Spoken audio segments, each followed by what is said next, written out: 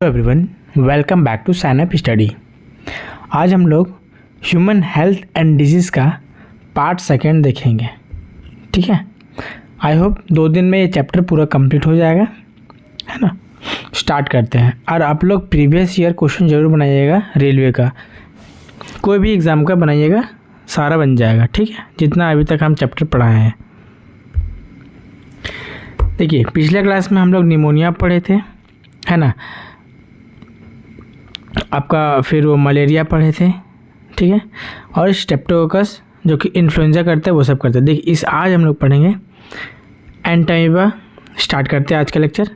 Ant amoeba histolytica is a protozoan parasite in the large intestine of human which causes amoebiasis और dysentery. ठीक है। देखिए, पिछला class में हम लोग एक डिजीज़ पढ़े थे जिसमें स्मॉल इंटेस्टाइन में वो हार्म करता है। ठीक है, उसका क्या नाम होता है? तो आपका सैल्मोनेला टाइफी। मतलब कि निमोनिया जो कॉज करता है ना, वो स्मॉल इंटेस्टाइन से होता है। और एंट अमीबा हिस्टोलाइटिका आपका लार्ज इंटेस्टाइन में होता है। ठीक है, ये याद रखिएगा कि ये लार्ज इंटेस्टाइन में होता है। इसका सिम्टम्स क्या होता है? अगर एंट अमीबा हिस्टोलाइटिका आपको होता है तो इसका सिम्टम्स होता है आपको कॉन्स्टिपेशन होगा, मतलब ठीक से फीसेस पास नहीं होगा। ठीक है, उसमें क्या होता है ना, और आपका पेट दर्द करेगा, क्रैम्प होगा, मतलब हल्का दर्द करेगा पेट, मुड़न जैसा पेट होता है ना, क्रैम्प्स मतलब समझते पेट लगेगा कि मुड़ रहा है। स्टूल ठीक से पास नहीं होगा with excess mucus and blood clots. आपका जो फीसेस है, मतलब वेस्ट मटेरियल जो अनडाइजेस्टेड पार्टिकल जो निकलते हैं एनएस के थ्रू, ठीक है, उसमें ब्लड भी आ जाएंगे। देखिए, और उसका कैसे ये फैलता है, तो house flies act as a mechanical carrier and serve to transmit the parasite from faeces of infected person to food and food product thereby contaminating them. देखिए, इतना याद करने की ज़रूरत नहीं है, सिंपल से ये याद रखिएगा। एंट अमीबा हिस्टोलाइटिका में आपका लार्ज इंटेस्टाइन में इफेक्ट करता है। ठीक है, लार्ज इंटेस्टाइन में। और इसका मेन काउजेस क्या करता है, तो जैसे कि किसी को एंट अमीबा हिस्टोलाइटिका हुआ है, ठीक है, और वो फीसेस कहीं बाहर पास किया, ठीक है, तो फीसेस में जो मक्खी बैठ गई थी, मतलब जो आपका पॉटी होता है, पॉटी में अगर मक्खी बैठ गई ना, तो वो मक्खी अगर किसी हेल्दी ह्यूमंस में जो खाना खा रहे वहाँ जाकर बैठ जाता है ना, तो उससे क्या होता है ना, वो जो मक्खी वहाँ पे बैठ गई खाने पे, वो खाने में आपका वो पैरासाइट पहुँच जाता है, उसके थ्रू दूसरे जो हेल्दी पर्सन है उसको भी वो हो जाता है एंट अमीबा हिस्टोलाइटिका। और इसमें क्या होता है, आपका सिम्टम्स क्या होता है, तो आपका पेट दर्द करेगा, लगेगा पेट में बहुत ज़्यादा दर्द हो रहा है, लगेगा पैर मुड़, जैसे मोच आने पे कैसे दर्द होता है उस टाइप से आएगा। ठीक है, समझिएगा। फिर आपका हल्का ब्लड भी आ जाएगा। ठीक है, इसका कौन ट्रांसपोर्ट करता बीमारी, तो आपका हाउस फ्लाइज। ठीक है, याद रखिएगा, मक्खी। देखिए, drinking water food contaminated by faecal matter are the main source of infection. ठीक है, जो भी वेस्ट पार्टिकल है ना, जैसे कि आज बहुत सारे गांव में अभी भी बाहर स्वच्छ करने जाते हैं, तो अगर किसी को ये हुआ है ना, तो उनके फीसेस से, ठीक है, मक्खी उड़ के, अगर मक्खी उस पर बैठ गई उसके फीसेस पे, और वहाँ से उड़ के अगर खाने पे आ गई ना, तो जो खाना खा रहा ना उसको भी वो हो जाएगा एंट अमीबा हिस्टोलाइटिका। ठीक है, देखिए, अब Ascaris are the common roundworm and Wuchereria. ठीक है, देखिए, ठीक है, यहाँ सेम चीज़ है। Ascaris the common round worm and Wuchereria the filarial worm and some of the helminths which are known to as pathogenic to man. अब देखिए, हम लोग हेलमेंथेस के बारे में कि हेलमेंथेस से क्या क्या आपका बीमारी काउज होता है। ठीक है, तो ascaris and intestinal parasitic cause ascaris. ठीक है, देखिए सिम्टम्स क्या है एस्कैरिस का, तो इंटेस्टाइनल पैरासाइट होता है। ये इंटेस्टाइन में अभी तक हम लोग 3 बीमारी जो इंटेस्टाइन से होता है, स्मॉल इंटेस्टाइन, लार्ज इंटेस्टाइन, और ये पूरा इंटेस्टाइनल को इफेक्ट करता है, स्कैरिस। ठीक है, इसका सिम्टम्स क्या होता है डिजीज़ का? इंटरनल ब्लीडिंग होगा, मस्कुलर पेन होगा, फीवर होगा, एनीमिया हो जाएगा, and blockage of intestinal passage. जो पास होते हैं ना इंटेस्टाइनल पासेज, वो रुक जाएगा।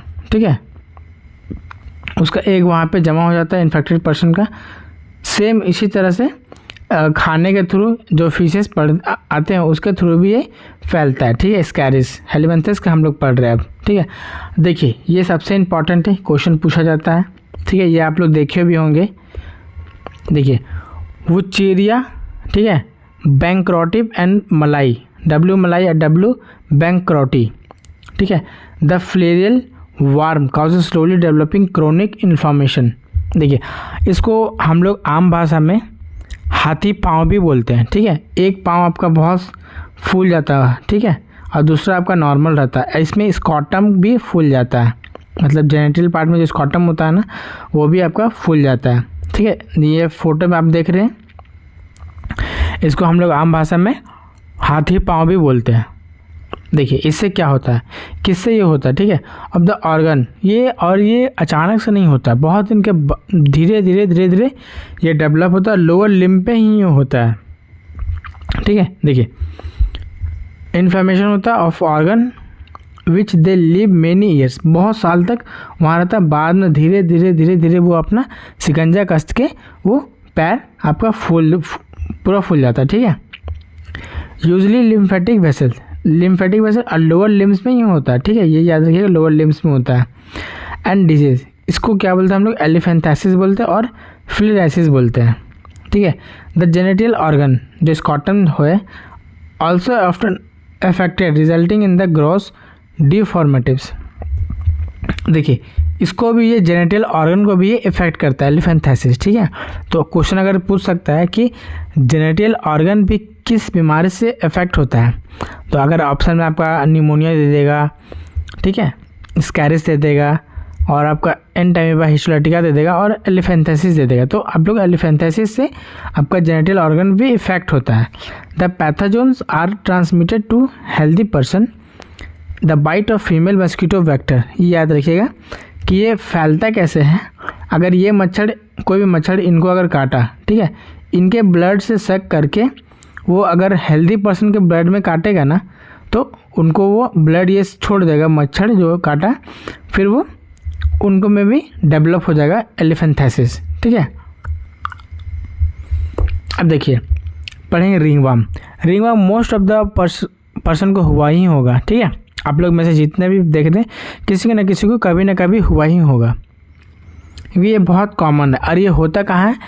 जहाँ पसीना और हल्का गर्मी हो, जैसे हमारा आर्मपिट एरिया, ठीक है, वहाँ पसीना और गर्मी होता है, तो उसमें क्या फंगस डेवलप होता है। फंगस तो हर जगह पे है, लेकिन और कंडीशन इसको ग्रो होने का क्या है? Warm and humid area. ठीक है, जहाँ गर्म ही है हल्का, और हल्का पसीना या फिर मॉइस्चर है, वहाँ पे फंगाई डेवलप करता है। ठीक है, देखिए इनका दाढ़ी पास हो गया है ना। देखिए many fungi belong to the genera Microsporum, Trichophyton and Epidermophyton are responsible for ringworm. ठीक है, इसको रिंगवर्म बोलते हैं, which is one of the most common infectious disease in man.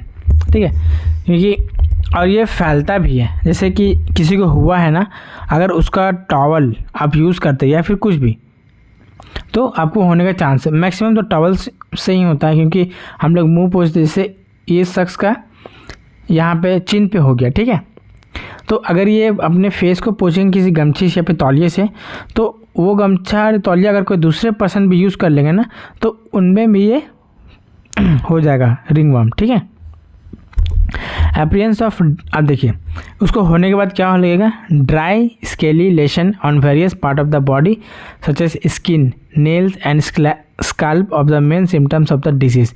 इसमें क्या है ना, जहाँ पे हुआ ना आपको सूखा सूखा लगेगा, है ना, और ड्राई स्केली लगेगा, हल्का लगेगा पपड़ी उखड़ रहा है, उस टाइप से लगेगा। ठीक है, the lesions are accompanied by intense itching. अब बहुत ज़्यादा खुजली होगा वहाँ पे जहाँ पे होगा रिंगवर्म, देखिए बताया था हीट एंड मॉइस्चर हेल्प करता फंगी को ग्रो करने के, which make them their skin fold, जहाँ स्किन फोल्ड होते हैं ना वहाँ पे, ठीक है। तो आर्मपिट में हमारे स्किन फोल्ड होता है, वहाँ पे मैक्सिमम चांस होता है ये होने का।